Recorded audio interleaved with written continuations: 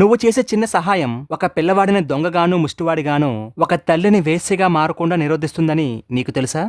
ఒక చిన్న హోటల్కి చేతిలో గిన్నె పట్టుకుని ఒక 10 ఏళ్ల కుర్రాడు వచ్చి ఆ హోటల్ యజమానితో, అన్నా మా అమ్మ 10 ఇడ్లీలు తీసుకొని రమ్మంది, డబ్బులు రేపు ఇస్తానని చెప్పమంది అని ఆ పిల్లవాడు హోటల్ యజమానితో చెప్పగానే అప్పుడు ఆ హోటల్ యజమాని, ఇప్పటికే చాలా బాకీ ఉందిరా, వెళ్ళి మర్చిపోకుండా అమ్మతో తప్పకుండా చెప్పు అని చెప్పి, సరే ఆ గిన్నెలో ఇవ్వు, సాంబార్ పోసిస్తాను అని చెప్పి ఇడ్లీలను పొట్లంలో కట్టి గిన్నెలో సాంబార్ పోసి ఆ పిల్లవాడి చేతిలో పెట్టాడు. అప్పుడు ఆ పిల్లాడు, సరే వెళ్ళొస్తానండి, అమ్మతో తప్పకుండా చెప్తాను అని చెప్పి బయలుదేరాడు. అయితే అదే హోటల్లో టిఫిన్ చేస్తున్న ఒక వ్యక్తి ఇదంతా గమనించి ఆ యజమాని దగ్గరికి వెళ్లి ఇలా అడిగాడు, ఇప్పుడు వచ్చిన పిల్లవాడు ఇప్పటికే చాలా బాకీ పడ్డాడని చెప్తున్నారు, మరి పాత బాకీ వసూలు చేసుకోకపోగా కొత్తగా అరువిచ్చి ఎందుకు పంపించారు అని అడుగుతాడు. అందుకు ఆ హోటల్ యజమాని, నేనిచ్చింది ఆహారమే కదండి, వ్యాపారంలో అరువులు ఉండకూడదని నాకు తెలుసు, కానీ ఇటువంటి చిన్నపిల్లలు వచ్చి అడిగినప్పుడు లేదని చెప్పడానికి నాకు మనసు రాదు.